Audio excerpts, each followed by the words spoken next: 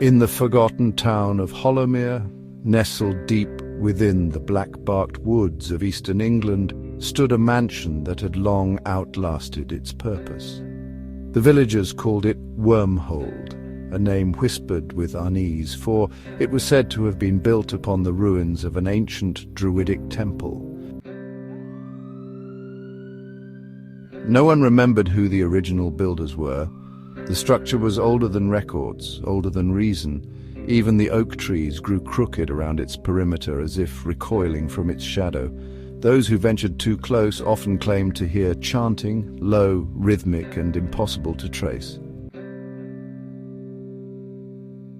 One such soul was Thomas Reeve, a folklore graduate student from Cambridge, drawn by obsession. He had stumbled across Wormhold in a banned compendium of British folk curses, written by an author who disappeared in 1926. The book contained a single chapter titled The Warden of Hollowmere and detailed a forgotten curse meant to bind a druidic horror beneath the earth. According to legend, ancient druids once practiced a forbidden ritual in Hollowmere, something older than their own culture, something they had unearthed and, well, sought to rebury. When it rose, they bound it in flesh and shadow, sealing it beneath a sigil carved from bone, ash, and blood. A warden was appointed, one whose soul would never pass, cursed to guard the seal for all eternity. But the tale ended in mystery. No one knew if the seal had held. Thomas arrived on a grey October morning, alone.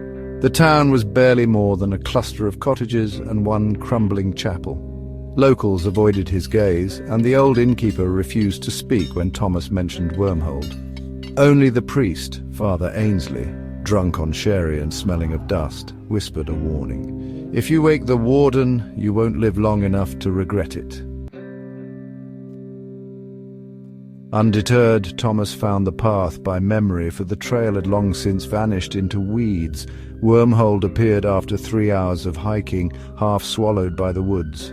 Moss gripped its stone facade like a second skin. The windows were hollow sockets, and the front door hung open, sighing in the wind like it breathed. He entered. Inside, the air was thick with mildew and something older, an iron scent, not quite blood, but close. The house was unnaturally cold, despite the fire-coloured leaves outside. As he explored, Thomas discovered symbols scratched into the woodwork, circular glyphs with hooked lines, like serpents swallowing their tails. In the cellar, he found it. A chamber cut into the earth, the walls etched with glowing sigils. At the center stood a stone altar, and behind it, a man-shaped figure, impossibly still. It wore a cloak of rotted linen, its face hidden beneath a hood. Its hands were bound with thorned vines, still green as if untouched by time. Thomas approached, breath caught between awe and dread. And then, with a sound like the world holding its breath, the curse was unleashed. Suddenly the figure twitched. He froze, then, rationalizing it as wind or just his imagination, stepped closer to examine the altar. Carved into its surface were runes, ancient Brythonic, maybe even older. He took a rubbing with care and muttered the words under his breath, translating almost instinctively. Blood to feed, bone to bind, warden sleep in curse confined. The runes flared red, the vines snapped. And the warden opened its eyes. They were hollow, bottomless pits of roiling darkness. Its jaw creaked open, not to speak, but to scream. The sound wasn't heard, but felt. A pressure in the bones, a tremor in the soul. Thomas staggered back, tripping over loose stone, falling hard. The ground split. From the altar, black roots burst forth, writhing like serpents, slamming into the walls and dragging the ceiling downward. The chamber moaned as if alive. The warden moved toward him, not walking, but gliding, its limbs cracking with each unnatural movement. Thomas ran, up the stairs through the ruined hall and then out into the woods.